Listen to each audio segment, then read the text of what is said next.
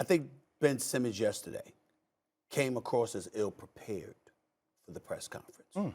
All right? And I apologize to some people out there in Ben Simmons' camp. I was supposed to call y'all back. I've been busy. That's why I didn't call y'all back. It's my apology. I dropped the ball because I was supposed to call him back and let him know. This is how I feel and what. Damn it, that's why. But anyway, Ben Simmons came across as ill-prepared.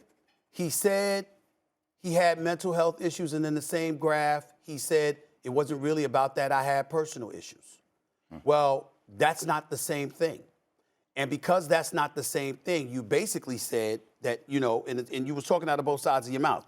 It wasn't nothing against teammates, nothing against coaches, nothing against the city of Philadelphia, none of that. But then you pointed to personal things that were happening and things that you were experiencing, and it just made you want to leave. Well, which one is it?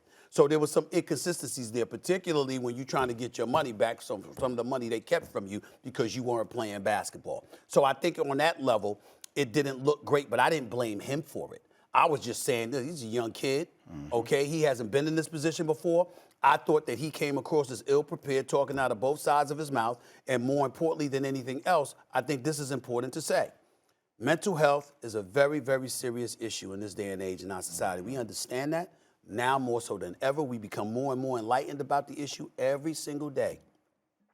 There are a whole bunch of people that don't believe a damn thing that he's saying about mental health issues.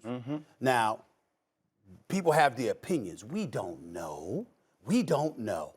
But you got people that looked at him yesterday and were like, the only reason he ain't playing is because he wants to make sure he adds credence to this issue because he knows if he immediately comes out there and plays, the minute he gets traded from Philadelphia, people will automatically point to, oh, you damn sure can't be believed now about the mental health issue, and then he'll get excoriated because of that. All I'm saying is, considering the issue and the sensitivity of the issue that we were all discussing over the last few months, Jay, Mad Dog, about Ben Simmons, I would have liked to see him more polished for that interview yesterday, but it's not his fault. I think the people who were assigned to prep him for that interview, for the press conference, did a poor job. 100%, and I don't argue with you at all here from that standpoint. Is you got to trust him on the mental health, and I'm not sure if you can trust him on the mental health. All of a sudden, he couldn't make free throws against Atlanta in Game 7. He couldn't make shots. He gets benched in big situations. And, you know, Doc Rivers said we got to work on this in the summertime, and Bede wasn't in love, and now we have mental health issues. So the coincidence is a little odd. You got to be fair. Is a little odd. As far as him as a player is concerned, I do think with the Nets, assuming Kyrie plays with this vaccination, maybe by, you know, April, we'll not be able to play here in Brooklyn without, I think he'll fit perfectly. He just have to score. When he has to score and he has to make some free throws and shoot some threes, open up the floor a little bit, and you're the expert, not me, you played, he is not, I don't like him on, I wouldn't want him on my team. But if he's got another player who can score in big spots and he can do what he does well, lead the break, rebound, play defense, sort of be a third wheel, I think it's a good trade for the Nets. But I don't know what the Kyrie Irving scenario is. But here's a guy in a big spot. If I was a coach, I would have trouble trusting because he is not going to put the ball in the basket with 5-6 minutes to go when your season's on the line. And I don't know, Jay, in this day and age in the NBA, in all days, if you can't score when they need a basket and your ball's in your hands constantly, I think that's a major problem. It's good to rock out with you for the first time. Man. Yeah, that's really good. First time this is happening. First time. Yeah, now to you. Yes. Ben Simmons gets paid millions of dollars to put the ball in the bucket, or maybe not to put the ball in the bucket. Right. Right? Ben Simmons does not get paid millions of dollars like us to articulate his thoughts properly all the time. That's true. He is not a politician. He is not an orator. That is not what he practices. And I think to use terms like ill-prepared for somebody that is discussing any mental issue at all, I think diminishes what somebody has to deal with. Now, I understand that people can say they don't believe, whether that's true or not.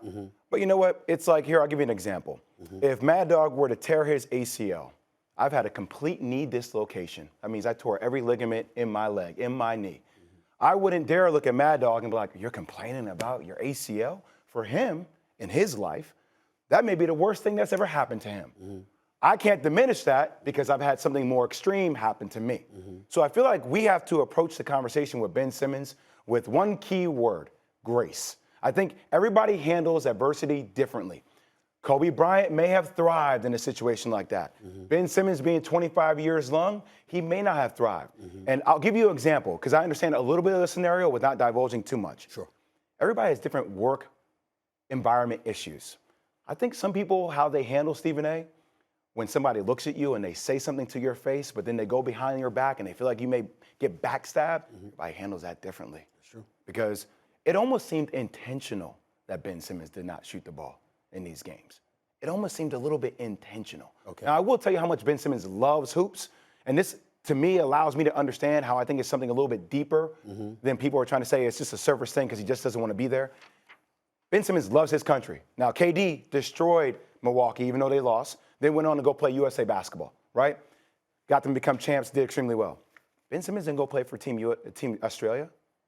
That's his country. He loves him. He always talks about that every time I talk to him. He disappeared. Ben Simmons got fined. Now he's trying to fight to get his fine money back to a degree. But I think when we discuss these type of issues, it's very important that we come at it not with saying, I'm trying to diminish you, or I'm trying to say you're ill-prepared about something, but we actually kind of approach it with some white gloves, man, because we have to be a little bit delicate because everybody gets affected differently. Okay. And that's how I feel about it. Okay. I respect where you're coming from. Thanks for watching ESPN on YouTube. For live streaming, sports, and premium content, subscribe to ESPN+.